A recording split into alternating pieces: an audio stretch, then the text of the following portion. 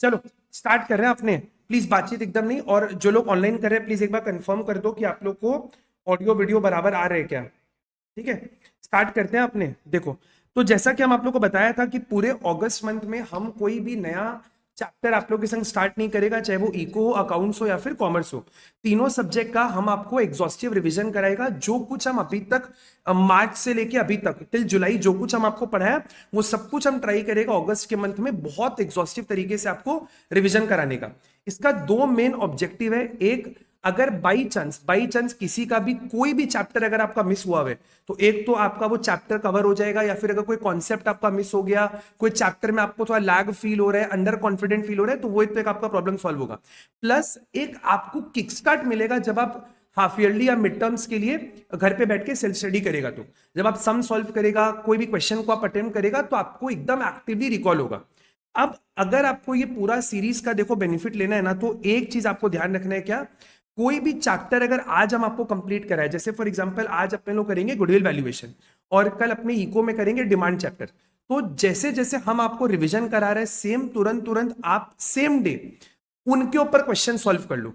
Question solve करना है तो आप अपने जो हम आपको लोग को बुक दिया आप उससे भी क्वेश्चन कर सकते हैं। हम आप लोग को एलडीआर वगैरह मार्क कराए हैं पूरा 4 महीने में, कौन कौन सा क्वेश्चन इंपॉर्टेंट एलडीआर, तो या तो आप एलडीआर वाला क्वेश्चन कर लेना, या अगर आपको कोई भी रेफरेंस बुक का क्वेश्चन सॉल्व करना है तो आप वो भी जो भी करना आप कर सकते हैं, कोई दिक्कत नहीं है। हम आपको आज जो क्वेश्चन करा रहे हैं वो फ्रेश क्वेश्चन करा रहे हैं। नॉर्मली वो क्वेश्चन हम आपको पहले नहीं कराया था। ठीक है, आई थिंक इतना इंट्रोडक्शन क्लियर है। जो लोग ऑनलाइन करें प्लीज कॉन्सेंट्रेशन से मेरा बात सुनना। स्टार्ट करें अपने। चलो बातचीत प्लीज एकदम नहीं है, मेरा बात ध्यान से सुना। देखो, तो गुडविल चैप्टर में आप लोग को पता है कि गुडविल दो तरह का होता है। एक होता है आपका परचेज गुडविल, दूसरा होता है आपका सेल्फ जनरेटेड। परचेज गुडविल के बारे में हम लोग बहुत डिटेल में डिस्कशन करते हैं इशू ऑफ शेयर्स चैप्टर में, तो हम उसके बारे में ज्यादा बात नहीं करें। खाली इतना बता रहे हैं कि जब भी हम लोग किसी का बिजनेस को अक्वायर करते हैं तो परचेज गुडविल का कॉन्सेप्ट आता है, और परचेज गुडविल को बैलेंस शीट में लिखना अलाउड होता है। अपना जो गुडविल वैल्यूएशन का मेन जो टॉपिक है, ये आपका पूरा पार्टनरशिप अकाउंट से लिंक है। और यहां पर जो गुडविल का हम लोग बात करते हैं वो है आपका सेल्फ जनरेटेड गुडविल। और सेल्फ जनरेटेड गुडविल को कैलकुलेट करने का अपने पास तीन मेथड है: average profit method, super profit method और कैपिटलाइजेशन मेथड। तो हम सबसे पहले एवरेज प्रॉफिट मेथड से स्टार्ट कर रहे हैं, फॉर्मूला समझाते हैं। जितना भी हम आपको बुक में एडजस्टमेंट सारा दिया है, एक एक एडजस्टमेंट्स आपको रिकैप कराते हैं, और फिर अपने उसके ऊपर एक बहुत जबरदस्त क्वेश्चन सॉल्व करेंगे। ठीक है, आपको लिखना है तो मेरे साथ साथ आप लिख सकते हैं, नहीं भी लिखना है तो हम देखो बुक में सब कुछ आपको स्टेप्स वगैरह लिख के दिया है, तो अगर नहीं भी लिखना है तो नहीं लिख सकते, आप बस सुनने पे फोकस ज्यादा रखना। ठीक है, देखो सबसे पहला एवरेज प्रॉफिट मेथड। सबसे पहले हम लोग बात करें एवरेज प्रॉफिट मेथड पे, तो एवरेज प्रॉफिट मेथड से गुडविल का वैल्यू कैसे निकलता है। तो सिंपल यहां पर गुडविल का मतलब क्या हो गया, average profit into number of years of purchase. Average profit into number of years of purchase, सबसे सिंपल सा मेथड है। Number of year of purchase question आपको दे देगा, आपको मेन मेहनत किस में करना है, एवरेज प्रॉफिट निकालने में। अब एवरेज प्रॉफिट निकालने में हम लोग क्या करते हैं, कोई भी अगर अबनॉर्मल इवेंट है, कोई भी अगर अबनॉर्मल आइटम आपके प्रॉफिट के अंदर गए, तो उनको हम लोग को रिवर्स करना पड़ता है। क्या करना पड़ता है हम आपको समझा रहे हैं। सबसे पहले आप क्या करेगा, अपना एक्चुअल प्रॉफिट ले लेगा। जो भी क्वेश्चन में आपको एक्चुअल प्रॉफिट दिया हुआ है वो आप ले लो। अगर इस प्रॉफिट के अंदर कोई भी अबनॉर्मल आइटम है तो उसको आपको रिवर्स करना पड़ेगा।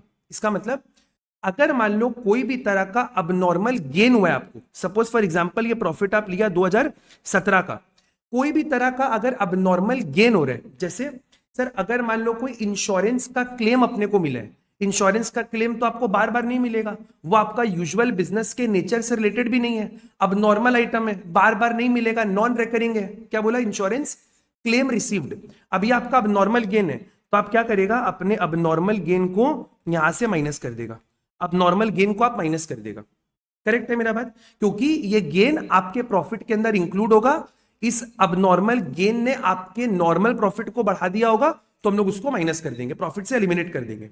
अब अगर कोई भी तरह का आपको अबनॉर्मल लॉस हुआ है, 2017 में कोई भी तरह का अबनॉर्मल लॉस हुआ है, से फॉर एग्जांपल मान लो loss on sale of any machinery, loss on sale of any asset, से लॉस बाय फायर, कुछ भी अगर ऐसा तरह का अबनॉर्मल आइटम है और उस अबनॉर्मल आइटम ने आपके प्रॉफिट को गिरा दिया है, तो आप क्या करेगा, उसको वापस से ऐड कर देगा, और आप यहां पर लिख देगा अबनॉर्मल लॉस, और लॉस को हम लोग क्या करेंगे, ऐड कर देंगे।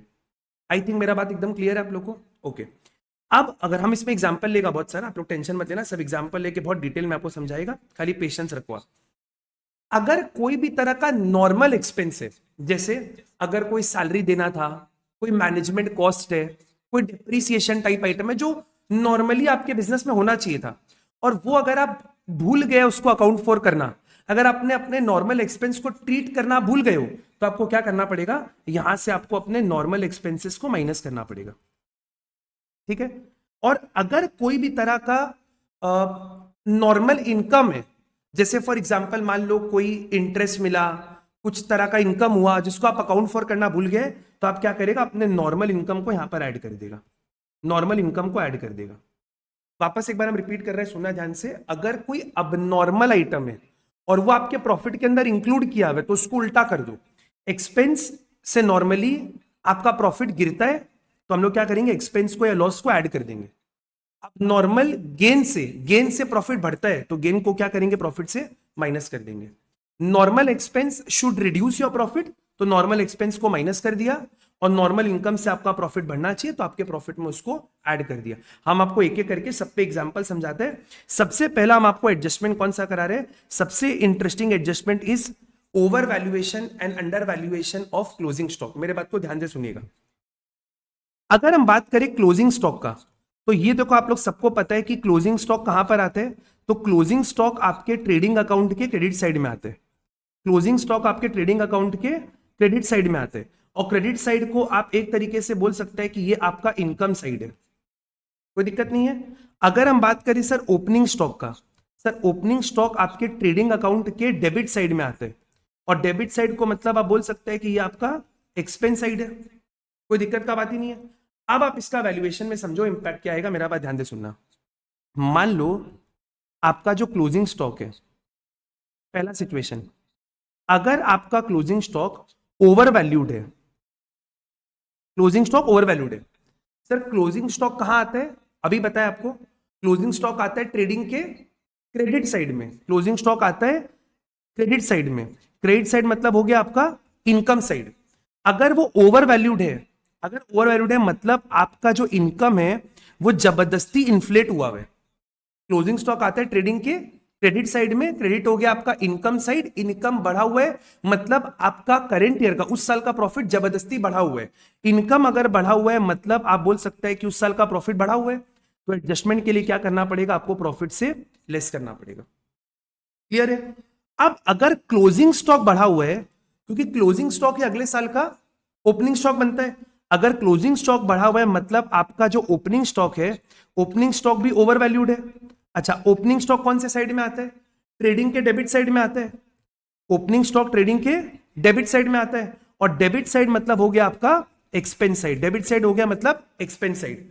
अगर एक्सपेंस साइड बढ़ा हुआ है, आप बोल सकते हैं अगर एक्सपेंस बढ़ा हुआ है मतलब उस साल का प्रॉफिट गिरा हुआ है, तो एडजस्टमेंट के लिए क्या करना पड़ेगा, प्रॉफिट को बढ़ाना पड़ेगा, प्रॉफिट में हम लोग आइटम को ऐड कर देंगे। हम आपको अभी केवल एडजस्टमेंट समझा रहे हैं, फिर सब सारा जितना एडजस्टमेंट बताएगा सारे के ऊपर क्वेश्चन भी कराएगा, तो आप बस पेशेंटली मेरा बात सुनो। एक और देख लो आप, सपोज मान लो क्लोजिंग स्टॉक अंडर वैल्यूड है, क्लोजिंग स्टॉक अंडर वैल्यूड है। सर क्लोजिंग स्टॉक कौन से साइड में आता है, क्लोजिंग स्टॉक आता है ट्रेडिंग क्रेडिट साइड में। क्रेडिट साइड हो गया मतलब आपका इनकम साइड, ट्रेडिंग का क्रेडिट मतलब हो गया इनकम साइड, मतलब आपका इनकम बढ़ा हुआ है। ठीक है, सॉरी अंडर वैल्यूड है, वेरी सॉरी अंडर वैल्यूड है।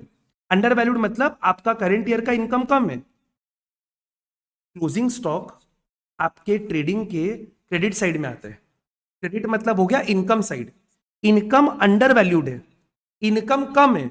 अगर इनकम कम है मतलब करंट ईयर का प्रॉफिट भी कम होगा, तो एडजस्ट करने के लिए क्या करेगा, प्रॉफिट को बढ़ा देगा। अब क्लोजिंग स्टॉक ही क्या बनेगा, अगला साल का ओपनिंग स्टॉक बनेगा, मतलब आपका जो ओपनिंग स्टॉक है, ओपनिंग स्टॉक भी अंडर वैल्यूड है। अगर क्लोजिंग स्टॉक अंडर वैल्यूड है मतलब ओपनिंग स्टॉक भी अंडर वैल्यूड है। और ओपनिंग स्टॉक कहां आता है, ट्रेडिंग के डेबिट साइड में। ओपनिंग स्टॉक आता है डेबिट साइड में, डेबिट साइड में आता है मतलब आप बोल सकते हैं कि आपका जो एक्सपेंस साइड है, डेबिट साइड मतलब हो गया एक्सपेंस साइड, मतलब आपका एक्सपेंस कम है। अगर एक्सपेंस कम है मतलब प्रॉफिट ज्यादा दिख रहा होगा, और ज्यादा दिख रहा होगा तो क्या करेगा, प्रॉफिट में लेस कर देगा। कंक्लूजन आपको क्या चाहिए, कंक्लूजन हम आपको बता रहे हैं, देखो अगर आपका क्लोजिंग स्टॉक बढ़ा हुआ है, ये वाला चीज को अगर आपको लिखना है तो आप इसको लिख सकते हैं। अगर क्लोजिंग स्टॉक बढ़ा हुआ है मतलब आपका इनकम साइड बढ़ा हुआ है। अगर इनकम बढ़ा हुआ है मतलब प्रॉफिट बढ़ा हुआ है। प्रॉफिट बढ़ा हुआ है तो एडजस्टमेंट के लिए क्या करेगा, लेस। अगर क्लोजिंग स्टॉक बढ़ा हुआ है मतलब अगला साल का ओपनिंग स्टॉक भी बढ़ा हुआ है। ओपनिंग स्टॉक आता है एक्सपेंस साइड में, मतलब एक्सपेंस बढ़ा हुआ है। एक्सपेंस बढ़ा हुआ है मतलब प्रॉफिट कम है, तो क्या करेगा, इसको ऐड कर देगा। मतलब अगर एक साल लेस होगा तो उसका अगला साल ऑटोमेटिकली ऐड ही होगा। आई थिंक ये क्लियर है।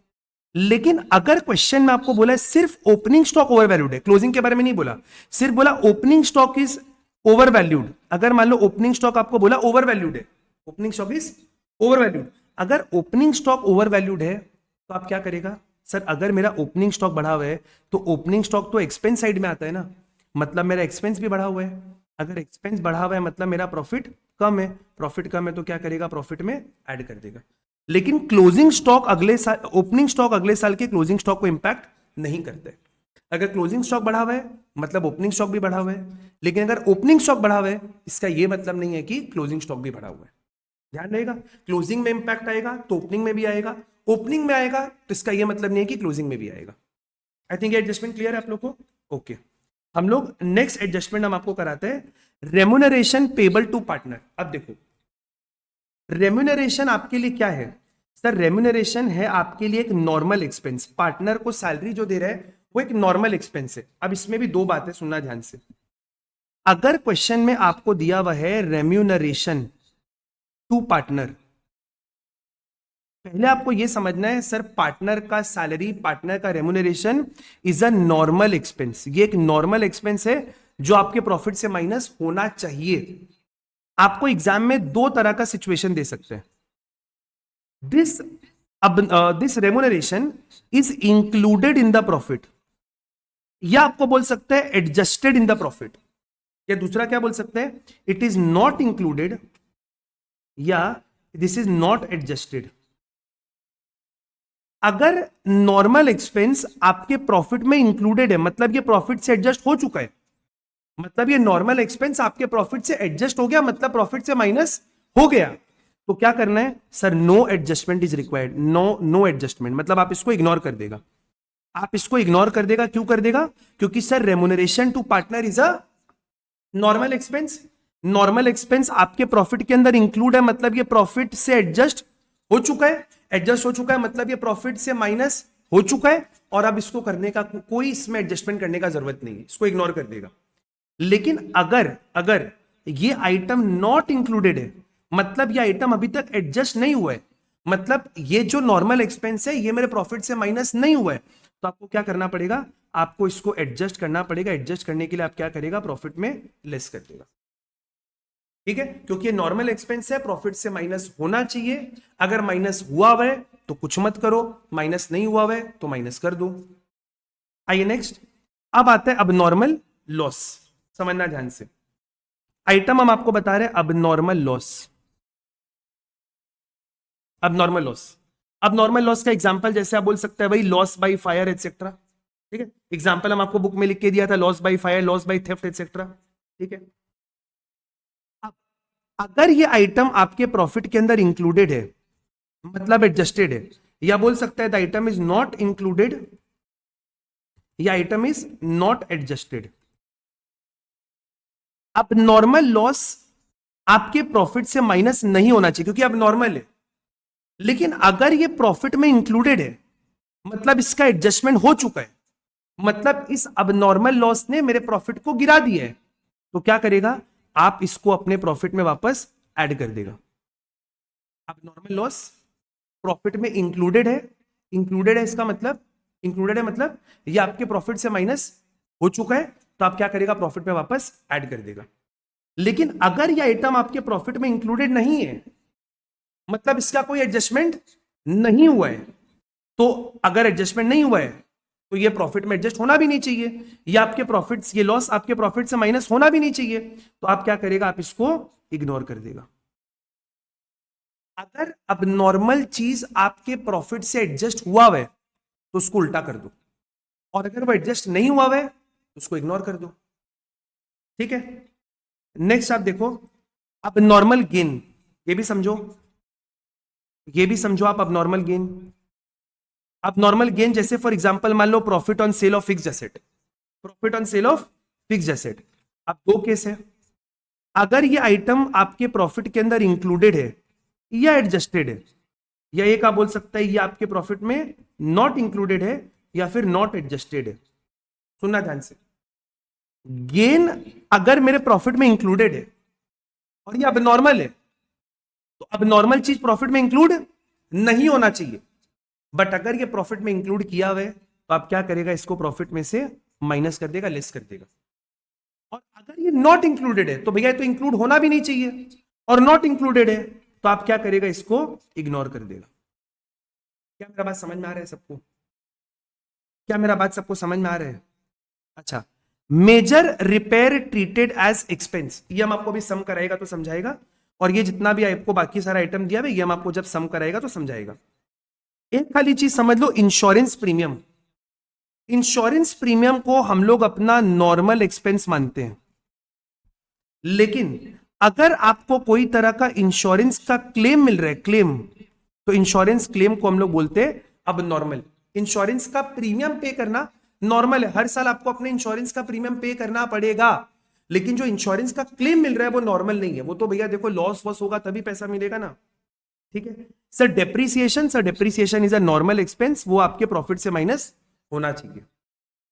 आई थिंक बेसिक बेसिक आपको सारा जितना भी पिक्यूलियर एडजस्टमेंट था वो हम आपको सारा समझा दिया। अब हम ये सारा एडजस्टमेंट के ऊपर आपको एक सिंगल क्वेश्चन कराएगा, जिससे आपको ये कॉन्सेप्ट और बेटर क्लियर हो जाएगा। ठीक है, ये रहा question, question number 1। Question number 1, आपको यहां पर एवरेज प्रॉफिट मेथड से गुडविल निकालना है, 5 साल का सम है, और ऑलमोस्ट हम आपको जितना भी सारा एडजस्टमेंट समझाया वो सारा एडजस्टमेंट इस क्वेश्चन में कवर्ड है। सॉल्व करें, एक ही क्वेश्चन आप करेगा ना तो आपका सारा का सारा कॉन्सेप्ट रिकैप हो जाएगा। मेरे साथ साथ करना क्वेश्चन को, जिनको लग रहा है कि आप लोग ये क्वेश्चन कर पाएगा, हम ये ग्रुप में क्वेश्चन ऑलरेडी भेज चुके हैं, आप लोग अपने स्पीड पे सॉल्व करना चालू, जो लोग ऑनलाइन कर रहे हैं आप लोग को भी ये क्वेश्चन ऑलरेडी ग्रुप में हम भेज दिए हैं, तो अगर आपको लग रहा है कि आप लोग कर पाएगा तो आप इस क्वेश्चन को अपने स्पीड में कर लेना, और जिनको थोड़ा सा भी डाउट परेशानी है मेरे साथ साथ क्वेश्चन को कर लो। आइए question number 1, question number 1, question को करते कैसे हैं, तो हम लोग सबसे पहले इस क्वेश्चन में यहां पर लिखते हैं पर्टिकुलर्स। आप कोई भी और फॉर्मेट में कर सकते हैं जो आपको जमता है, मेरे हिसाब से सबसे क्लीन फॉर्मेट है तो हम इसी फॉर्मेट के हिसाब से कर रहे हैं। ईयर लिख दो 2015, 16, 17, 18 और 19, ईयर्स को कॉपी कर दो। ठीक है, 31 मार्च 2015, 16, 17, 18 और 19।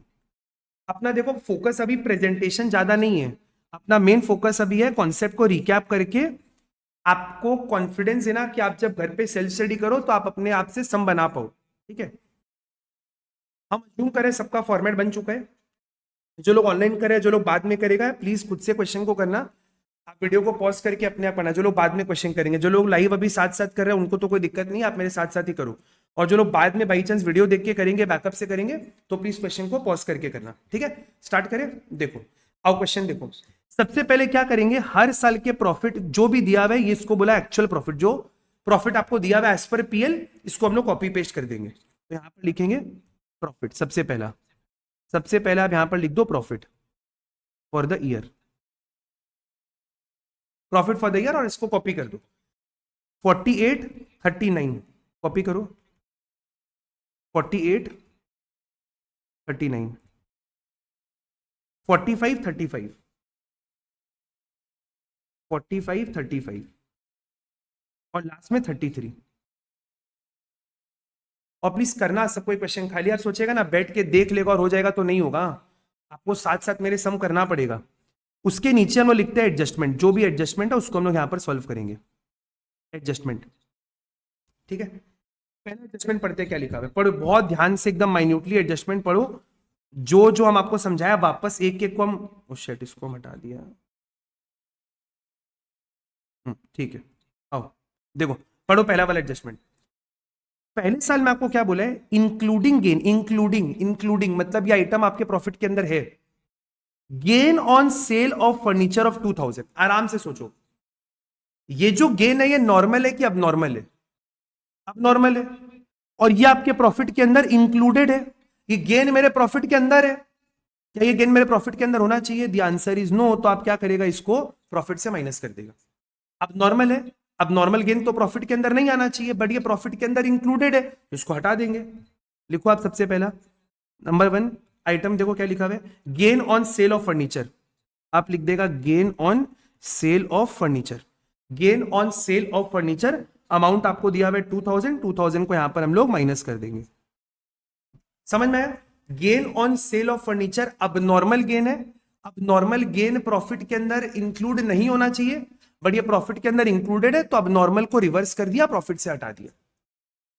आइए next, wages paid for installation of machinery during the year of 1000 has been treated as revenue expenditure.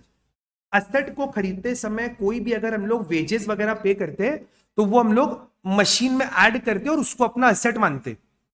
Machine खरीदते समय कोई भी तरह का वेजेस या इंस्टॉलेशन का पैसा अगर हम लोग पे करते हैं, तो उसको हम लोग अपना असेट ट्रीट करते हैं, बैलेंस शीट में रिकॉर्ड करते हैं। बट आपने इसको भूल से क्या ट्रीट कर लिया, आपने इसको ट्रीट कर लिया as revenue expenditure.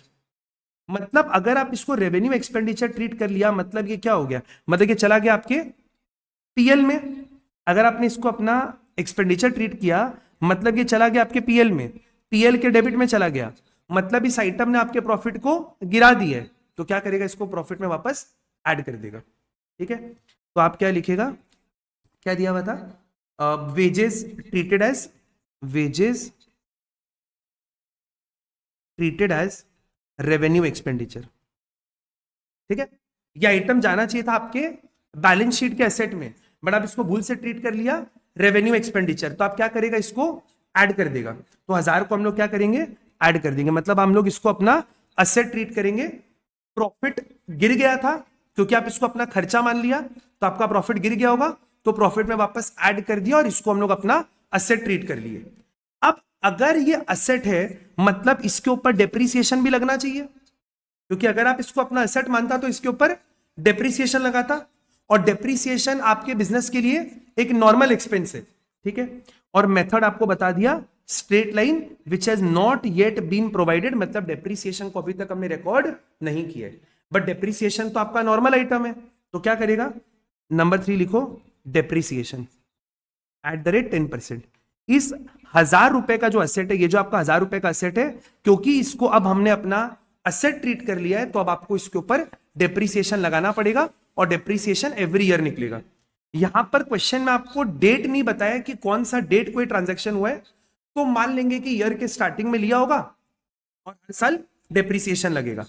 10% SLM, SLM में क्या होता है, जो एसेट का ओरिजिनल वैल्यू होता है उसके ऊपर डेप्रिसिएशन लगता है। तो यहां पर ओरिजिनल वैल्यू कितना है, 1000 रुपए ओरिजिनल वैल्यू है, तो 1000 पे 10%, यानी कि हर साल 100 रुपीज का डेप्रिसिएशन माइनस होगा। अब आपके मन में क्वेश्चन आएगा, हो सकता है कि सर हर साल क्यों माइनस हो रहा है, क्योंकि डेप्रिसिएशन तो हर साल लगेगा ना, जब तक आप एसेट को यूज करेगा एक्टिवली तब तक उसके ऊपर डेप्रिसिएशन लगेगा, तो हर साल डेप्रिसिएशन को हम लोग माइनस करेंगे। आई थिंक आप लोग को यहां तक क्लियर है। जो लोग ऑनलाइन कर रहे हैं, को डाउट होगा तो प्लीज बोलना।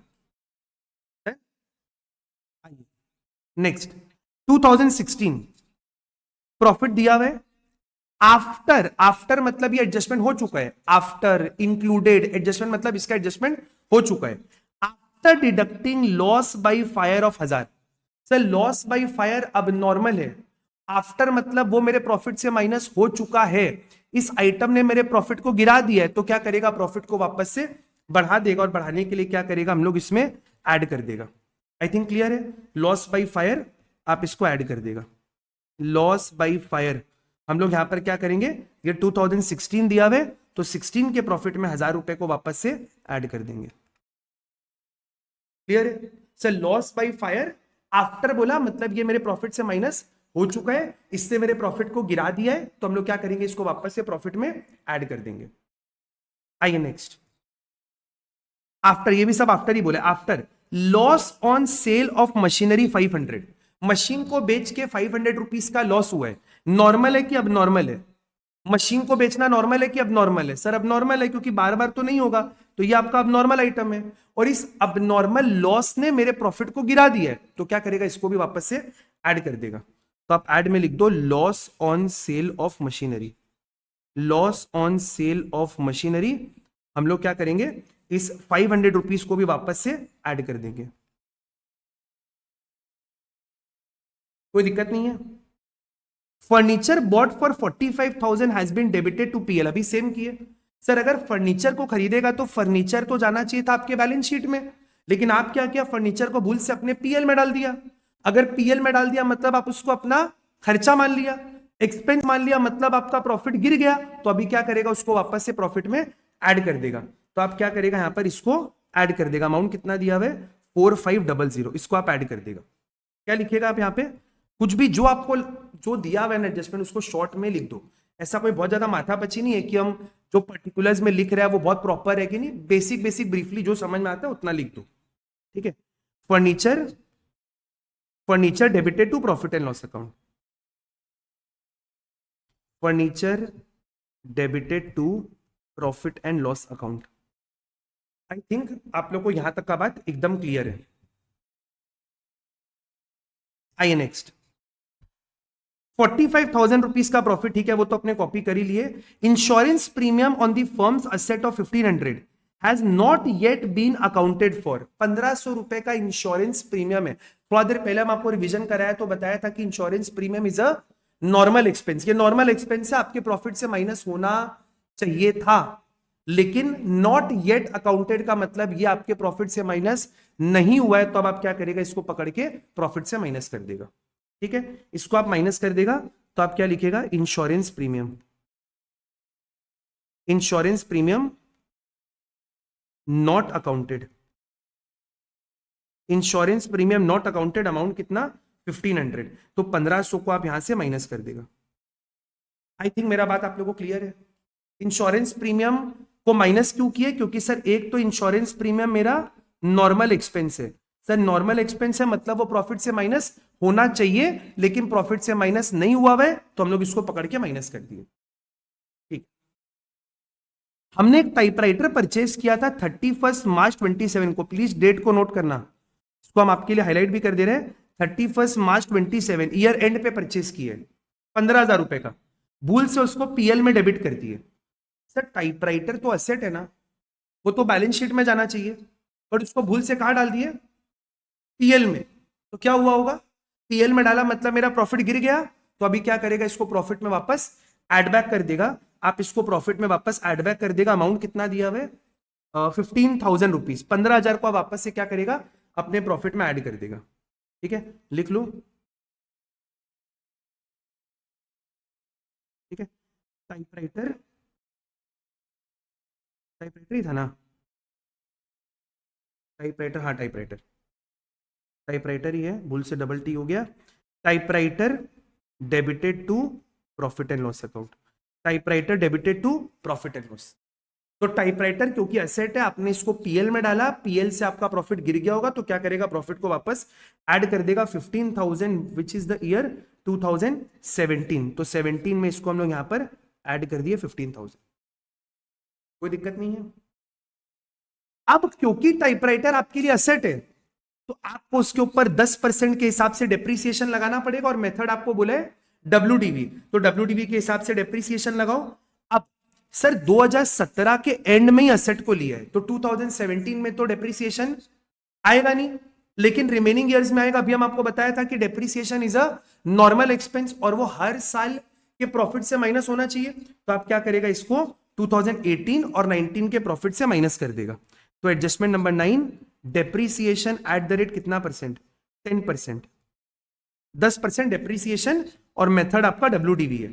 तो सर 15,000 का 10% कितना होगा, 1,500 रुपया होगा, इसको माइनस कर देगा।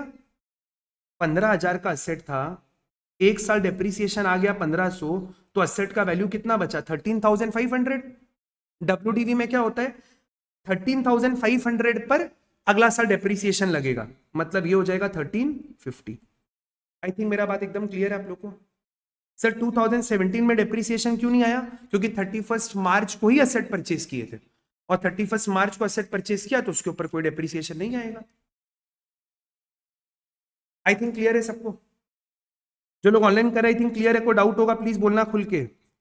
31 मार्च 18, सर 35,000 का डेप्रीस, 35,000 में क्या बोले, आफ्टर, आफ्टर मतलब जो भी इस आइटम का एडजस्टमेंट होना है वो हो चुका है।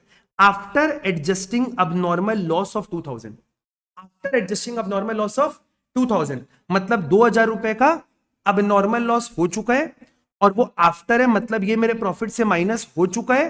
तो अभी क्या करेगा, इसको प्रॉफिट में वापस ऐड कर देगा, क्योंकि इस अबनॉर्मल लॉस ने मेरे प्रॉफिट को गिरा दिया है। तो हम लोग क्या करेंगे, प्रॉफिट में वापस इसको ऐड कर देंगे।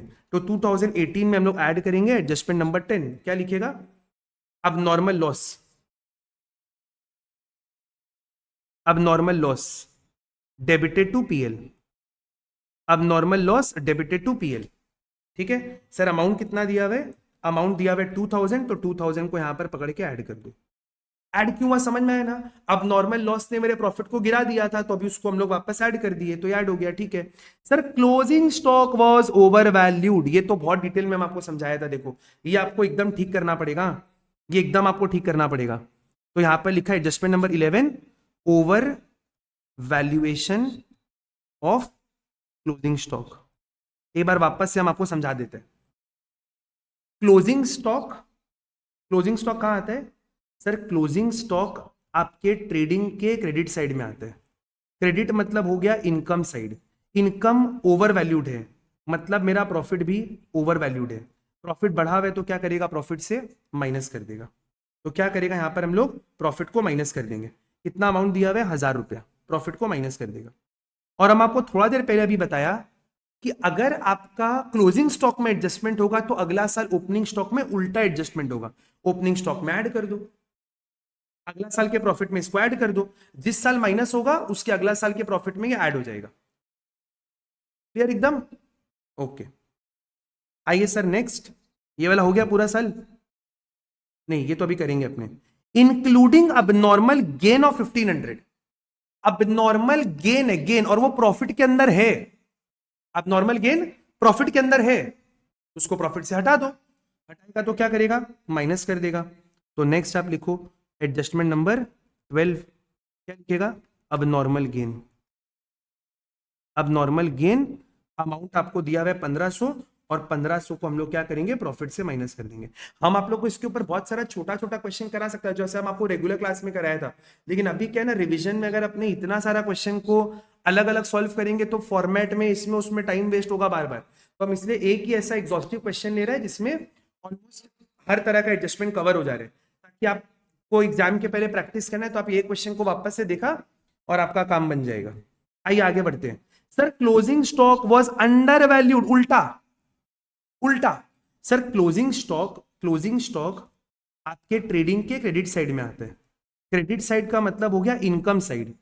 अगर क्लोजिंग स्टॉक अंडर वैल्यूड है, अंडर वैल्यूड, क्लोजिंग स्टॉक अगर अंडर वैल्यूड है मतलब मेरा इनकम भी कम है, इनकम कम है मतलब करंट ईयर का प्रॉफिट भी कम होगा।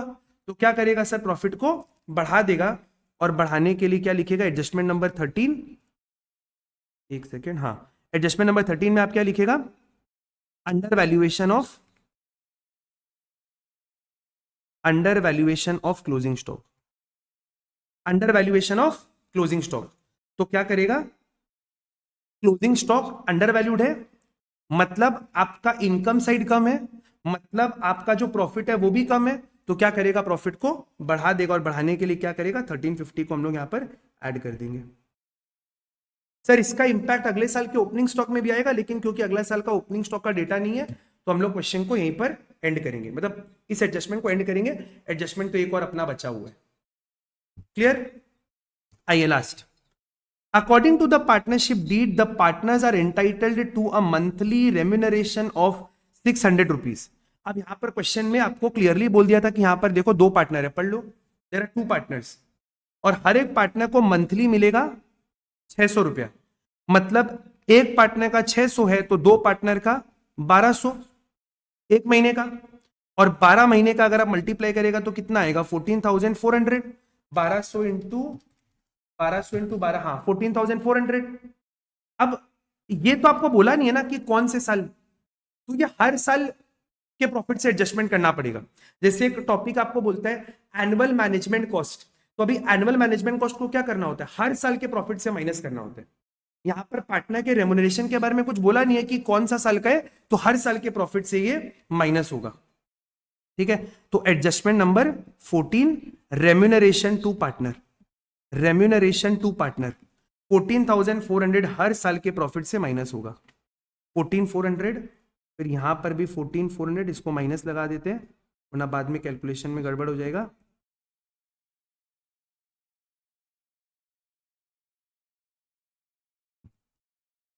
डन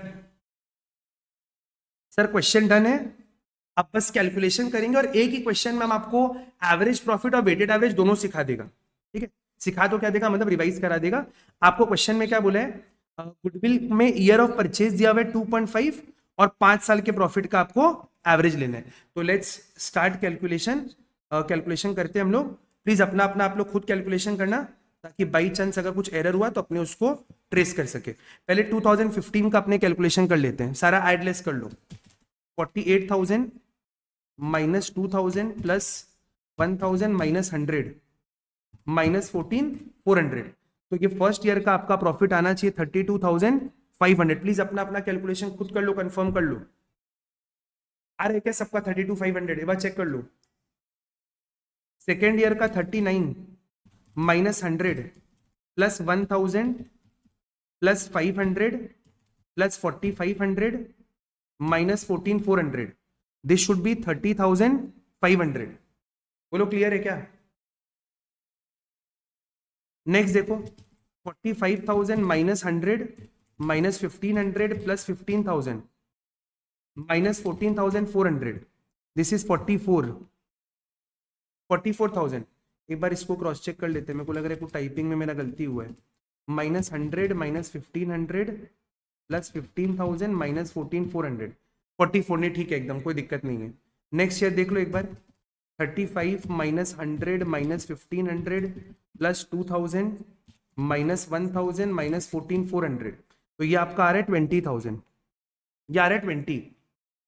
ठीक है, और उसके नेक्स्ट ईयर भी अगर करें तो 33 minus 100 minus 1350 plus 1,000 minus 1,500 plus 1350 minus 14,400, this is coming 18,000। ठीक है, जो लोग बाद में करेंगे प्लीज एक बार वीडियो को पॉज करके अपना कैलकुलेशन खुद कर लेना, खाली ऐसे छापना मत, छापे का कोई फायदा नहीं बनेगा। अब बोलेगा सर हमको तो कैलकुलेशन करना आता है, आपको सब कुछ आता है, आपको सब कुछ आता है, लेकिन फिर भी हम जो बोल रहे हैं प्लीज फॉलो करो। ठीक है, ये हो गया अपना, ये आपका आ गया प्रॉफिट आफ्टर एडजस्टमेंट, ये आपका आ गया प्रॉफिट आफ्टर एडजस्टमेंट, हो गया ये वाला। ठीक है, अभी आप क्या करेगा, अभी आपको निकालना है इसका गुडविल। 3-4 लाइन को छोड़ के पहले आप निकालो गुडविल, 3-4 लाइन छोड़ के निकालना goodwill as per average profit method. तो आप क्या करेगा, पहले इन सारे प्रॉफिट का एवरेज निकाल लेगा। निकालो एवरेज कितना आ रहा है, 32,500, सारा को ऐड करो, डिवाइड बाई 5 करो। 32,500 plus 3,500 plus 44 plus 20 plus 18 divide by 5, तो एवरेज आ रहा है 29,000। चेक कर लो एक बार, एवरेज 29 आ रहा है क्या?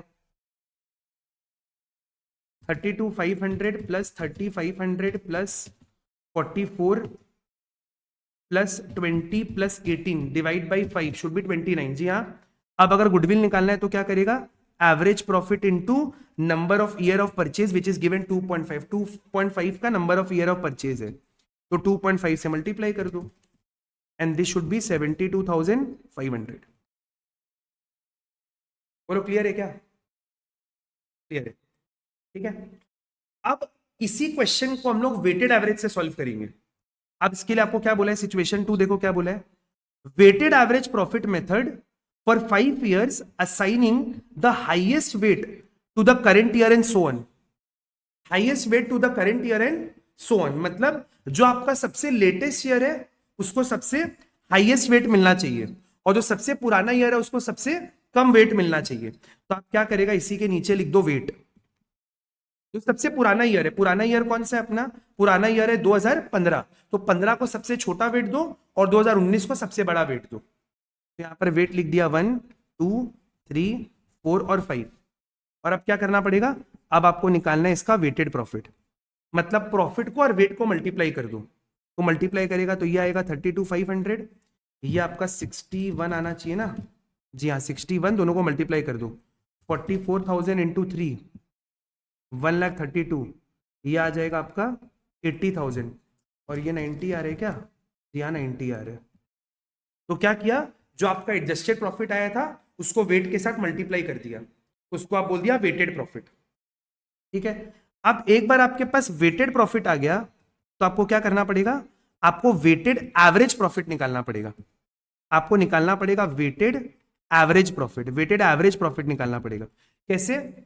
सारा प्रॉफिट को ऐड कर दो, ये जितना भी प्रॉफिट अपने निकाले इन सारे प्रॉफिट को आप पहले ऐड कर दो।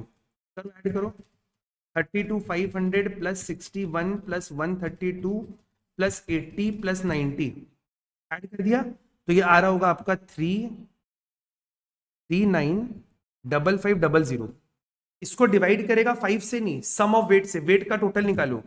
तो 5 4 9 1 10 और 5 15 डिवाइड बाई 15 हमेशा वेट के टोटल से डिवाइड होता है। तो ये आ रहा है 26367। ठीक है, एक बार कैलकुलेशन सब लोग अपना अपना क्रॉस चेक कर लेना। ठीक है, एक बार हम भी वापस से ऐड कर देते हैं। 32,500 प्लस 61 प्लस 132 प्लस 80 प्लस 90। ठीक है यार, है इसको डिवाइड कर दिया 15 से तो ये वाला अमाउंट आ गया 26367। अब अगर आपको गुडविल निकालना है तो आप क्या करेगा, ये जो आपका अमाउंट आया वेटेड प्रॉफिट, इसको आप मल्टीप्लाई कर देगा number of year of purchase से। तो 26367 into 2.5, your answer is coming 65917 की जगह 918 ले सकते हैं अपने। 65917 की जगह 918 अपने ले सकते हैं। मेरे को लगता नहीं यहां तक आप लोगों को कोई तरह का दिक्कत होना चाहिए। आई थिंक यहां तक आप लोग को एकदम क्लियर है। और इसी के संग हम लोग एक मेथड टेक्निकली और दो टाइप, यानी कि एक हो गया आपका एवरेज और एक हो गया वेटेड एवरेज, ये अपना ढंग से कंप्लीट हो गया। ठीक है, अब आपका काम है कि आप इस कॉन्सेप्ट के ऊपर जो भी अपने बुक में एलडीआर हम आपको लिखवाया था, जैसे देखो आप यहाँ पे शायद नोट किया होगा, ये रहा अपना बुक का क्वेश्चन। हम आप लोगों को यहाँ पर बहुत सारा क्वेश्चन में एलडीआर लिखवाया था। जैसे ये वाला एक क्वेश्चन एलडीआर का क्वेश्चन था, फिर शायद क्वेश्चन 8 में हम आपको एलडीआर लिखवाया था। तो ये सब आप लोग का बुक में लिखा हुआ होगा। तो ये सारा एलडीआर का क्वेश्चन आप प्रैक्टिस कर लो। ठीक है, और ये वेटेड एवरेज वाला भी हम आपको करा दिया, इसमें ये वाला क्वेश्चन आप कंप्लीट कर लेना एलडीआर। ठीक है, तो 3 क्वेश्चन अपने बुक से एलडीआर है। और अगर आपका मन है कि आपको कोई रेफरेंस बुक करना है, टीएस गिरवाल, डीके गोयल, आपका मन है तो आप वो भी उससे भी कर सकते हैं, कोई दिक्कत नहीं। क्वेश्चन सब जगह अच्छा ही होता है, कोई दिक्कत नहीं है। चलो, तो फिर नेक्स्ट मेथड अपने स्टार्ट करते हैं। नेक्स्ट मेथड है अपना सुपर प्रॉफिट मेथड। लिखना आप लोग method 2 super profit method. Method 2 अपने स्टार्ट करें। मेथड 2 है अपना सुपर प्रॉफिट मेथड। ठीक है, हम आपको पहले पूरा ब्रीफ कर दो, ये थोड़ा सा ना ध्यान से आप लोग सुनना, क्योंकि इसमें बहुत सारा छोटा छोटा बारीकी है जो आपको ध्यान रखना पड़ेगा सम्स करते समय। तो प्लीज मेरा बात ध्यान से सुनना। सुपर प्रॉफिट मेथड में आपको क्या ध्यान रखना है, गुडविल का फॉर्मूला क्या है, goodwill is equal to super profit into number of years of purchase. ये तो कहीं ना कहीं एवरेज प्रॉफिट मेथड जैसा ही कुछ कुछ है, number of years of purchase. ठीक है, अब यहां पर क्वेश्चन उठता है कि आप सुपर प्रॉफिट को कैसे निकालेगा। ठीक है, सुपर प्रॉफिट कैसे आएगा, तो सुपर प्रॉफिट को निकालने के लिए क्या करेगा, super profit is equal to average profit minus normal profit. अब ये जो एवरेज प्रॉफिट टर्म है ना, ये जो हम आपको पिछला मेथड में रिवीजन करा दिया, ये सेम तरीका है। एवरेज प्रॉफिट जो अपने अभी किए, ओवर वैल्यूएशन, अंडर वैल्यूएशन, वो जो तामझाम करके अपने निकाले एवरेज प्रॉफिट, सेम उसी तरीके से आएगा। नॉर्मल कैसे आएगा हम आपको समझाते हैं, मेरा बात ध्यान से सुनना। देखो, normal profit is equal to average capital employed, average capital employed into NRR. ठीक है, अब क्वेश्चन आता है सर एवरेज कैपिटल एम्प्लॉयड कैसे निकलेगा। Average capital employed is equal to opening capital employed plus closing capital employed divided by 2। ठीक है, opening capital employed plus closing capital employed divided by 2। अब मुद्दा उठता है सर ओपनिंग कैपिटल एम्प्लॉयड कैसे निकलेगा, वो हम आपको समझा रहे हैं, लेकिन अब एक चीज समझना, ओपनिंग कैपिटल एम्प्लॉयड निकालने के लिए आपको लगेगा ओपनिंग बैलेंस शीट, और क्लोजिंग कैपिटल एम्प्लॉयड निकालने के लिए आपको लगेगा closing balance sheet. I think इतना बात आप लोगों को समझ में आ रहा है। और ये जो टर्म हम आपको बता रहे हैं NRR, normal rate of return, normal rate of return निकालने के लिए आप क्या करेगा, देखो ये तो पहला बात आपको क्वेश्चन में दिया हुआ रहेगा, क्वेश्चन में गिवन है, लेकिन फिर भी एनआरआर को निकालने के लिए ना दो छोटा सा पिक्यूलिटी आपको दे सकता है। जैसे एक आपको क्वेश्चन में दे देगा रिस्क फ्री रिटर्न, ऐसा कुछ आपको दे देगा, और इसमें ऐड करना होता है अपने को रिस्क प्रीमियम। इसको आप लिख के रख लो, हो सकता है ये क्वेश्चन में आपको कहीं पर काम आ जाए। ऐसा अभी हम कोई क्वेश्चन ऐसा आज तक बोर्ड्स वगैरह में ऐसा देखा नहीं है, लेकिन फिर भी एनआरआर को निकालने का तरीका होता है रिस्क फ्री रिटर्न। क्वेश्चन में आपको दे देगा कि जैसे मान लो रिस्क फ्री रिटर्न आपका 6% है और रिस्क प्रीमियम आपको बोल दिया 3%, तो दोनों को ऐड करेगा तो 9% निकल जाएगा अपना NRR. NRR is the normal rate of return, मतलब कितना रिटर्न हम लोग इस तरीके के बिजनेस में नॉर्मली एक्सपेक्ट करते हैं। ठीक है, अब क्वेश्चन आता है how to find opening capital employed या कैपिटल एम्प्लॉयड कैसे निकलेगा। अब देखो नॉर्मली 99% क्वेश्चंस में आपको एवरेज निकालने का मौका ही नहीं मिलेगा, आपको कैपिटल एम्प्लॉयड ही मिलेगा। बट अगर क्वेश्चन में एवरेज कैपिटल एम्प्लॉयड दिया हुआ है या उसको निकालने का स्कोप है, तो सबसे पहले आप एवरेज कैपिटल एम्प्लॉयड को ही यूज करेगा। अगर एवरेज कैपिटल एम्प्लॉयड नहीं निकल पा रहे, मतलब ओपनिंग क्लोजिंग का डेटा नहीं दिया हुआ है, तो फिर आप क्या करेगा, कैपिटल एम्प्लॉयड लेके सबको सॉल्व कर देगा। ठीक है, अब क्वेश्चन आता है how to find capital employed. अब यहां पर दो अप्रोच होगा, शायद आप लोगों को याद होगा, आपने पढ़े थे असेट साइड अप्रोच और लायबिलिटी साइड अप्रोच।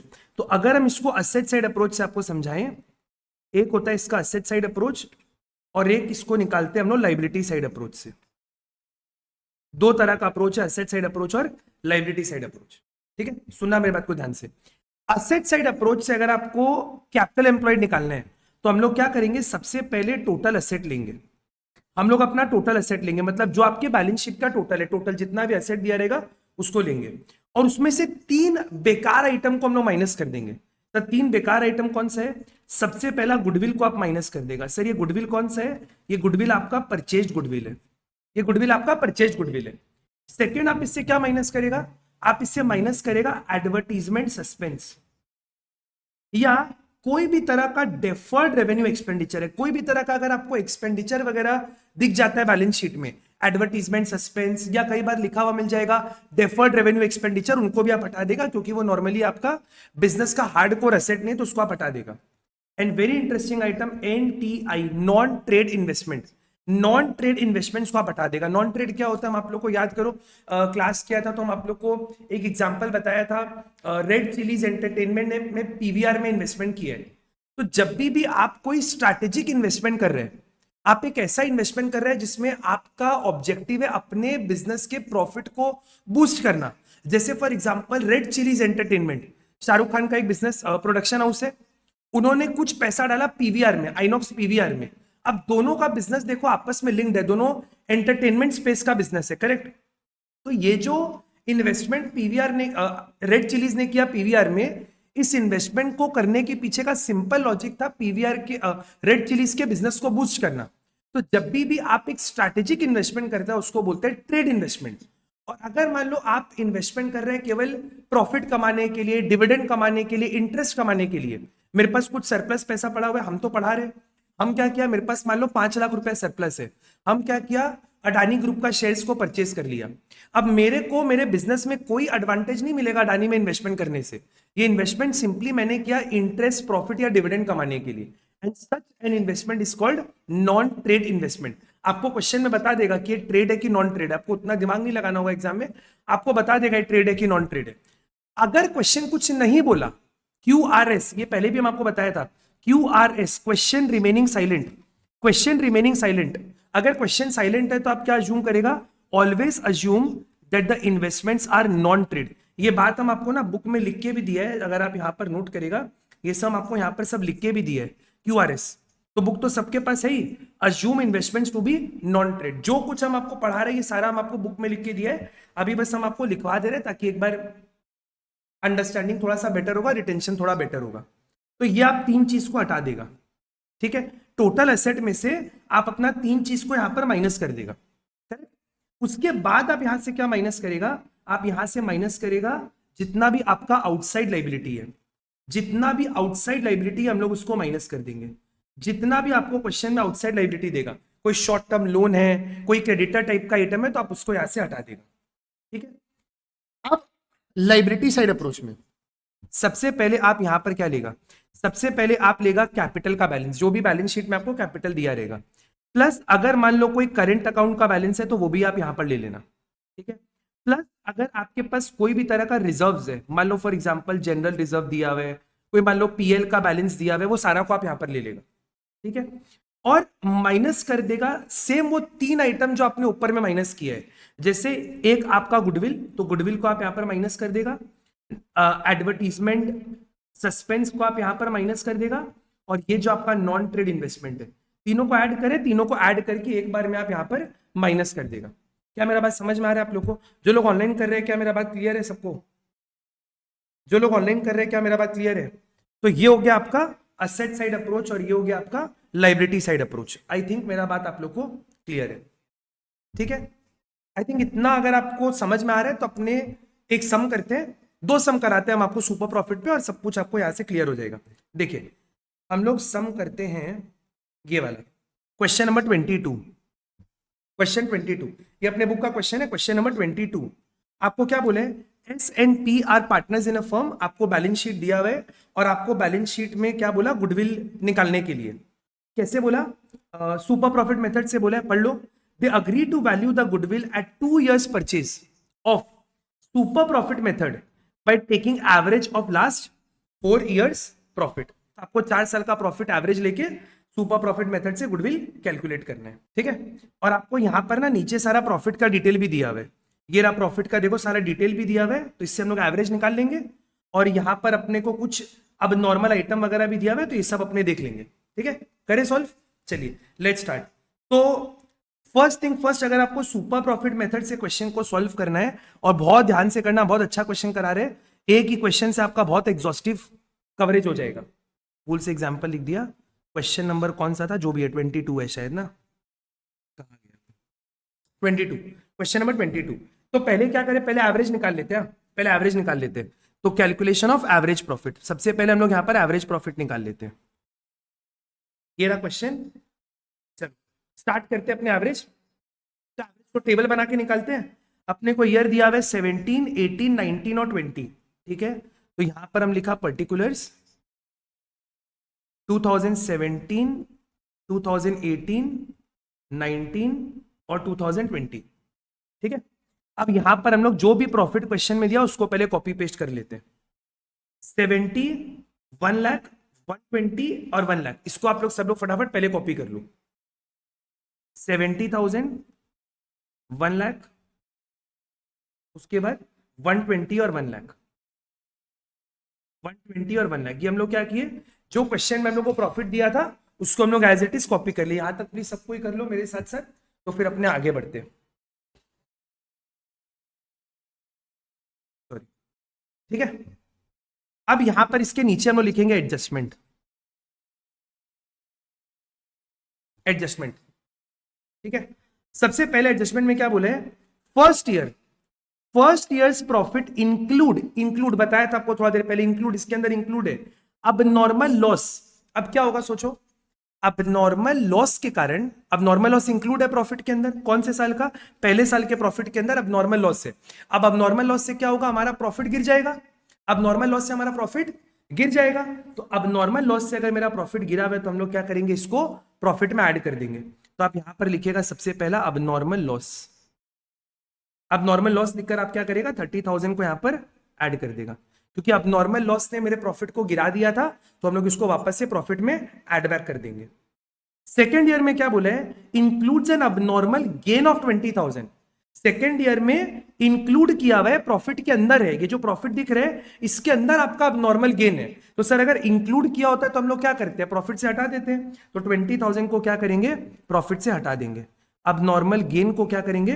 कितना दिया हुआ है? 20,000, इसको प्रॉफिट से हटा देंगे।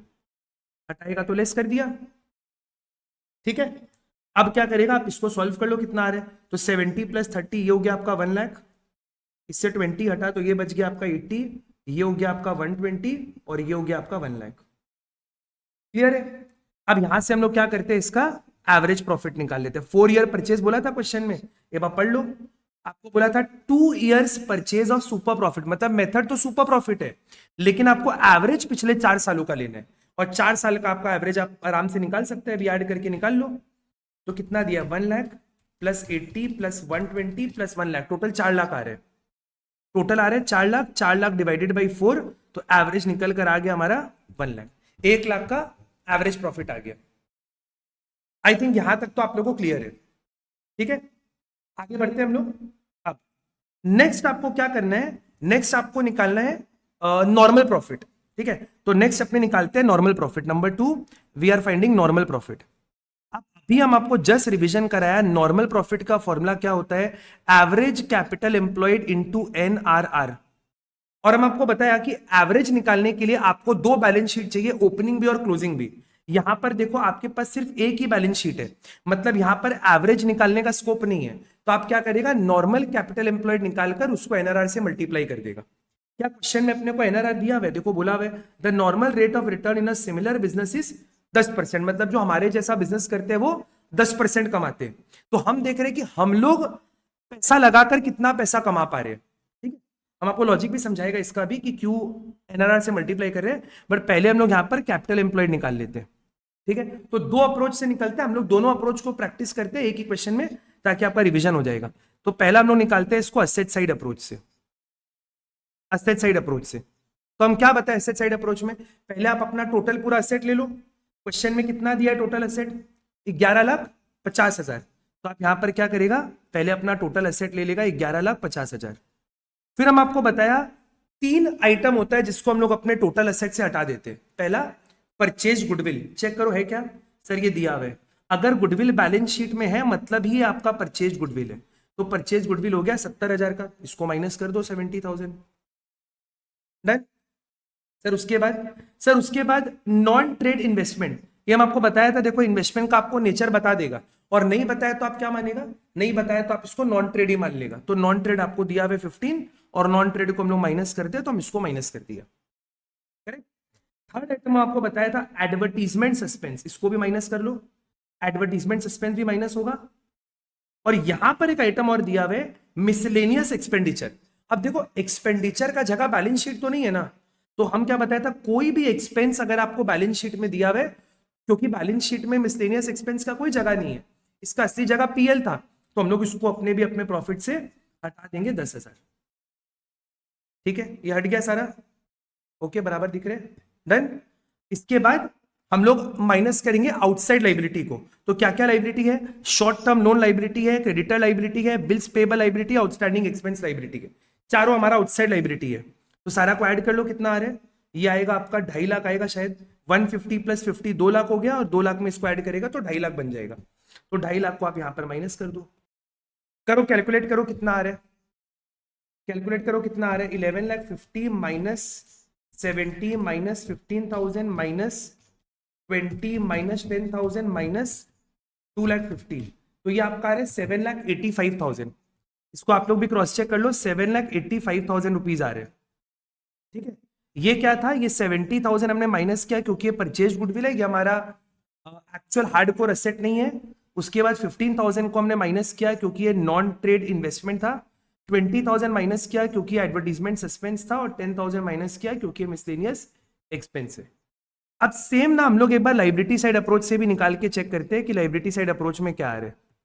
ठीक है, तो लाइबिलिटी साइड अप्रोच में क्या करते हैं, सबसे पहले लेते हैं कैपिटल को। तो कैपिटल क्वेश्चन में कितना दिया है अपने को, 8 लाख का कैपिटल दिया हुआ है, तो 8 लाख का कैपिटल लिए। कैपिटल के बाद क्या करते हैं, कैपिटल के बाद लेते हैं हम लोग current account, current account question में नहीं है। उसके बाद लेते हैं जनरल रिजर्व, वो दिया हुआ है क्वेश्चन में, तो ले लो 1 लाख का जनरल रिजर्व, और PL वगैरह का कोई बैलेंस एज सच दिया हुआ नहीं है। इसके बाद जो भी आइटम हमने, ये 4 आइटम जो ऊपर हम लोग माइनस किए, ये सारा आइटम आपका लाइबिलिटी साइड अप्रोच में भी माइनस होगा। मतलब 70,000 का गुडविल, 15 का नॉन ट्रेड इन्वेस्टमेंट, 20 का एडवर्टीजमेंट, और 10,000 का मिसलेनियस एक्सपेंडिचर, ये सारा माइनस होगा। ठीक है, इसको भी सॉल्व करते हैं, अमाउंट सेम ही आना चाहिए, लेकिन फिर भी आप एक बार क्रॉस चेक कर लो अपने तसल्ली के लिए। -70 -15 -20 और -10, ये आ रहा है आपका 7,85,000। दोनों अप्रोच से ऑब्वियस सा बात है आंसर सेम आना चाहिए। एग्जाम में आपको दोनों अप्रोच करने का जरूरत नहीं होता है, ये तो अपने प्रैक्टिस के लिए भी दोनों अप्रोच से आंसर निकालने का ट्राई कर रहे हैं। ठीक है, ये निकल गया अपना। तो अब अपने क्या करेंगे, हम लोग क्या बोल रहे हैं, देखो हमारा बिजनेस का कैपिटल एम्प्लॉयड है 7,85,000, 7,85,000 हमने अपने धंधे में इन्वेस्ट किया और इससे हमने प्रॉफिट बनाया है। लेकिन बाकी जो बाहर में फर्म्स है वो कितना कमा रहे हैं, जो बाहर में हमारे तरह के हमारे जो कॉम्पिटिटर्स है वो कितना कमा रहे हैं, वो अपने कैपिटल पर 10% कमा रहे हैं, वो अपने कैपिटल पर 10% कमा रहे हैं। तो मेरे को भी नॉर्मली अपने कैपिटल में कम से कम कितना कमाना चाहिए, 10%। तो मेरा नॉर्मल प्रॉफिट कितना आएगा? Normal profit is equal to मेरे कैपिटल पर 10% कम से कम मेरे को कमाना चाहिए, मतलब 7,85,000 का 10% यानी कि 78,500, ये मेरे को कम से कम कमाना चाहिए। अगर इससे ज्यादा कुछ हम कमा रहे मतलब मेरा सुपर प्रॉफिट है। और हम लोग एवरेज कितना निकाले थे ऊपर में? सर एवरेजली हम लोग कमाए 1 लाख, हम लोग एवरेजली कमाए 1 लाख और कमाना चाहिए था 78500, मतलब हमारा सुपर प्रॉफिट है डेफिनेटली। तो सर सुपर प्रॉफिट कितना आएगा? अभी फॉर्मूला बताया था, average minus normal. Average profit हम लोग कमाए 1 लाख, नॉर्मली कमाना चाहिए था 78,500, दोनों को माइनस कर देगा तो आपका काम बन जाएगा। This is coming 21,500। अभी गुडविल क्या बोला था आपको? गुडविल कितना ईयर परचेज है? तो क्वेश्चन में आपको बोला था 2 ईयर परचेज बोला है, तो 2 ईयर मल्टीप्लाई कर दो, 21500 इंटू टू कर दो तो 43,000 आ रहे हैं, and 43,000 is the goodwill as per super profit method. It is the goodwill as per super profit method. I think आप लोग को मेरा बात समझ में आ रहा है। जो लोग ऑनलाइन कर रहे हैं आई थिंक आप लोग को क्लियर है। कोई डाउट होगा तो प्लीज बोलना, हम लोग आगे बढ़ते हैं। बोलो क्लियर है क्या? I think this is done, हम लोग को आगे बढ़ना चाहिए। नेक्स्ट और आखिरी मेथड है हमारे पास, method number 3, which is capitalisation method. Capitalisation method, ठीक है, कैपिटलाइजेशन मेथड। अब कैपिटलाइजेशन मेथड का अपने आप में 2 पार्ट है। एक है आपका capitalisation of average profit method और एक है capitalisation of super profit method. तो हम पूरा लिख दे क्या बराबर, वरना कैप ऑफ एपी पता नहीं क्या लगेगा, तो हम पूरा लिख देते हैं capitalisation of average profit and capitalisation of super profit. ठीक है, बड़ा सिंपल है, बहुत ही सिंपल है। तो यहां पर गुडविल का वैल्यू कैसे निकलेगा? Goodwill is equal to super profit divided by NRR, बात खत्म। सुपर प्रॉफिट कैसे आएगा बता दिया, उसको एनआरआर से डिवाइड करो आपका आंसर आ जाएगा, बात खत्म। कैपिटलाइजेशन ऑफ एवरेज प्रॉफिट में क्या होता है, आपको निकालना पड़ता है सबसे पहला capitalised value of firm, capitalised value of firm minus capital employed, not average, not average, capital employed. और कैपिटल एम्प्लॉयड को आप यहां पर नेट असेट भी बोल सकते हैं, एक ही बात है, एक ही बात है, कैपिटल एम्प्लॉयड नेट असेट एक ही बात है। ठीक है, अब क्वेश्चन आता है कि sir capitalise value of firm कैसे निकलेगा? तो प्रॉपर क्लीन फॉर्मूला क्या ध्यान रखना है, average profit divided by NRR minus capital employed या फिर नेट असेट। तो ये एग्जैक्ट फॉर्मूला बस आपको याद रखना है, ये एग्जैक्ट फॉर्मूला आपको यहां पर याद रखना है। ठीक है, अब अगर आप लोग का लिखना हो गया, अच्छा एक बार लिख लो, अगर कोई लिख रहा है तो लिख लो, अगर आप लोग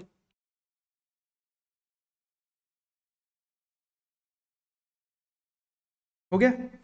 अब हम लोग इसके ऊपर ना कुछ क्वेश्चन सॉल्व कर लेते हैं तो आप लोग को एकदम क्लियर हो जाएगा।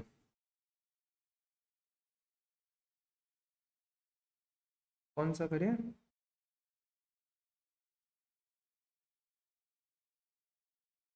आइए क्वेश्चन नंबर कर लेते हैं 26।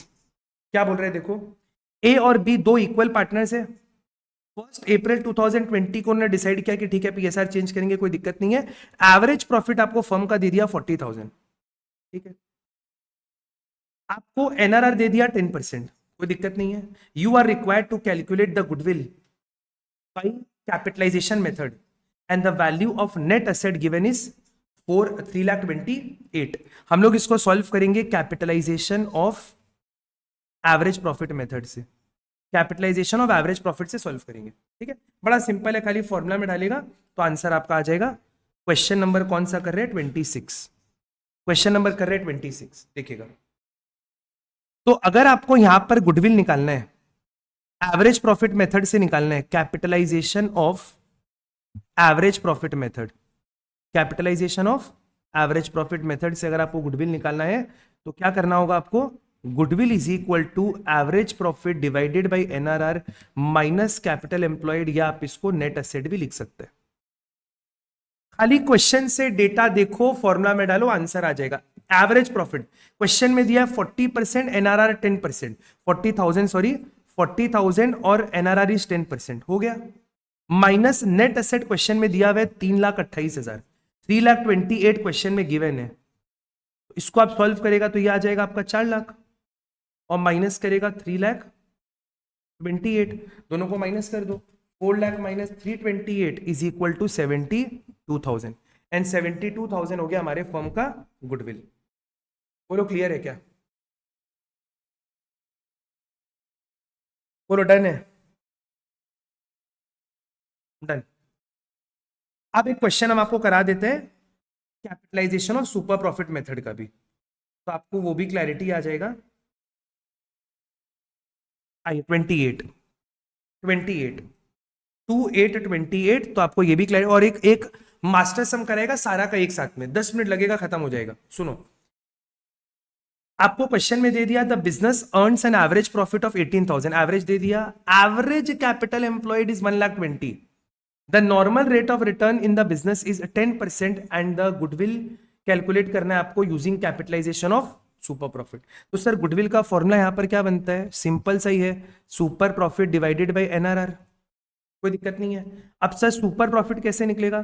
Super profit is equal to average profit minus normal profit. Question में एवरेज हम लोग को दे दिया 18,000, 18 बैठाओ। सर नॉर्मल प्रॉफिट कैसे आएगा? तो सर नॉर्मल प्रॉफिट निकालने के लिए हम लोग क्या करेंगे, हम लोग लेंगे average capital employed into NRR. Question में देखो इस बार आपको एवरेज दिया है, 1,20,000 दिया आपको क्वेश्चन में, तो 1,20,000 ले लिया एवरेज, और एनआरआर तो शायद 10% ही दिया था क्या? हाँ 10% ही दिया एनआरआर, ठीक है। इसको सॉल्व करेगा तो ये आ जाएगा आपका 12,000, 12,000 को बैठा दो, मतलब आपका सुपर प्रॉफिट निकल रहा है 6,000।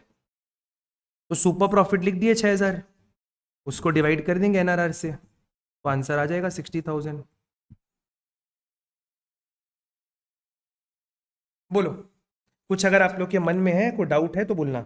आइए करते हैं, देखो आपको क्वेश्चन में ठीक है काफी सारा डिटेल दिया हुआ है। क्वेश्चन में क्या बोला है? एवरेज कैपिटल एम्प्लॉयड अलग से दिया हुआ है, एनआरआर दिया हुआ है 20%, you are required to calculate the value अलग अलग मेथड पे। फिर अपने ये भी बात करेंगे कि सारे मेथड में कौन सा मेथड अच्छा है, कौन सा खराब है, क्यों सारे मेथड से गुडविल का वैल्यू अलग अलग आता है, सारा अपने बात करेंगे, ठीक है।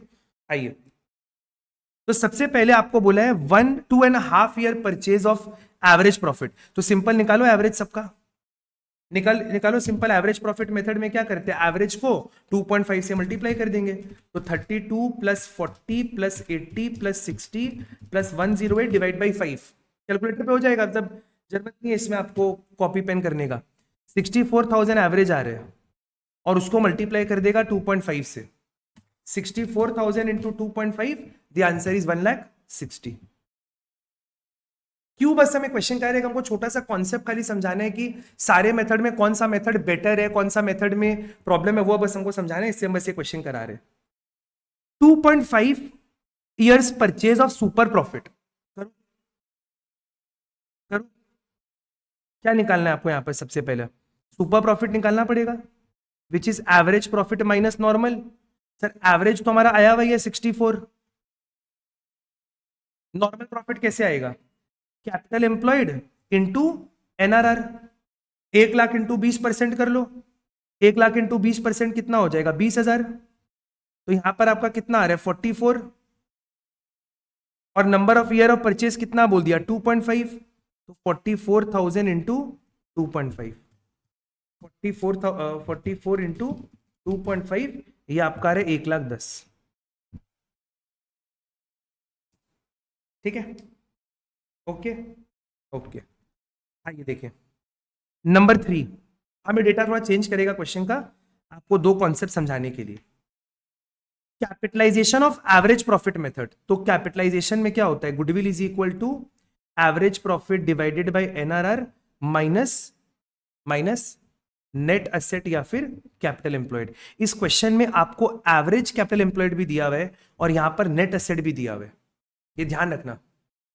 बट हम लोग यहां पर लेते क्या है? नेट एसेट लेते हैं। इसमें हम एक चीज समझा रहे हैं आपको, एवरेज कितना दिया हुआ है? 64,000, एनआरआर आपको दिया हुआ है यहां पर 20%, हम ना डेटा को चेंज करते हैं थोड़ा सा।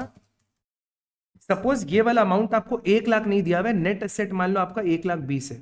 सर अलग अलग वैल्यू आ सकते हैं क्या? आ सकते हैं, क्योंकि एवरेज निकालने के लिए आप क्या कर रहे हैं, opening plus closing divide by 2, और ये तो केवल क्लोजिंग ही है। इसको एक बार 1,20,000 लिया ये समझाने के लिए, यहां पर आप माइनस करेगा 1,20,000 को। अब बोलो कितना आंसर आ रहा है? 64,000 divide by 20%, 64,000 divide by 20% minus 1,20,000, ये आपका अमाउंट आ रहा है 2 लाख। ठीक है, तो आप देखो तीनों मेथड से अभी तक आंसर अलग अलग आए। मेन चीज हमको आपको क्या समझाना है, वो ये वाला चीज समझाना है, कैपिटलाइजेशन ऑफ सुपर प्रॉफिट। जब आप यहां पर निकालेगा तो क्या होता है, super profit divided by NRR. अब सुपर प्रॉफिट आपका कितना निकाला हुआ है क्वेश्चन में, सुपर निकाला हुआ है 44, तो 44 को डिवाइड कर देंगे 20% से, तो 44 बाई 20% कितना आएगा, 2,20,000 आ रहे हैं। नॉर्मली जितना भी आप सम्स करेगा ना, उनमें कैपिटलाइजेशन मेथड में आंसर सेम आते हैं, लेकिन यहां पर हम लोग क्या किए, हम लोग यहां पर एवरेज कैपिटल एम्प्लॉयड अलग लिए और नेट एसेट अलग लिए। अगर ऐसा कोई सिचुएशन है तो दोनों कैपिटलाइजेशन मेथड में आंसर डिफरेंट आएगा। क्यों? क्योंकि सुपर प्रॉफिट मेथड निकालते समय हम लोगों ने एवरेज कैपिटल एम्प्लॉयड यूज किया था, और यहां पर हमने एवरेज नहीं, यहां पर हमने नेट एसेट यूज किया। ध्यान रहेगा मेरा बात। यहां पर हमने जब नॉर्मल प्रॉफिट निकाला तो हमने क्या किया था, 1,00,000 का 20% किया था, 1,00,000 का 20% किया था, तो कुछ ये वाला वैल्यू आया था। समझ में आया मेरा बात? मतलब अगर क्वेश्चन में आपको एवरेज कैपिटल एम्प्लॉयड दिया हुआ है, सुनो ध्यान से, लास्ट कंक्लूजन जो हम बता रहे हैं, 2 मिनट और। एवरेज कैपिटल एम्प्लॉयड अगर आपको दिया हुआ है तो एवरेज कैपिटल एम्प्लॉयड को यूज किया जाता है सुपर प्रॉफिट मेथड में, पहला प्रायोरिटी। अगर क्वेश्चन में आपको नेट एसेट दिया हुआ है, नेट एसेट दिया हुआ है, तो नेट एसेट को हम लोग यूज करते हैं कैपिटलाइजेशन मेथड में। कौन सा? कैपिटलाइजेशन ऑफ एवरेज प्रॉफिट में। लेकिन अगर बाई चांस क्वेश्चन में आपको केवल एवरेज कैपिटल एम्प्लॉयड ही दिया हुआ है तो दोनों मेथड में फिर एवरेज को यूज कर लेंगे, और अगर केवल नेट एसेट दिया हुआ है तो फिर दोनों मेथड में नेट एसेट को यूज कर लेंगे। उस केस में आपका दोनों मेथड से आंसर सेम आएगा, ये दोनों मेथड में आपका आंसर सेम आएगा। लेकिन आउट ऑफ ऑल मेथड अगर आप देखोगे तो सारे मेथड में आंसर अलग अलग आए हैं, सारे मेथड में। एक में 1,60,000 आया, सुपर प्रॉफिट में 1,10,000 आया यहाँ पे, क्योंकि गुडविल में हर मेथड में आंसर, क्योंकि सबका बेसिस अलग है। एवरेज प्रॉफिट मेथड में आप अपने ही 4-5 साल के प्रॉफिट का एवरेज निकाल के गुडविल निकाल रहे हो। सुपर प्रॉफिट मेथड में आप अपने प्रॉफिट को अपने कॉम्पिटिटर के प्रॉफिट से कंपेयर कर रहे हो। तो सारे मेथड में आंसर तो अलग अलग ही आएगा ना, सेम कैसे आएगा?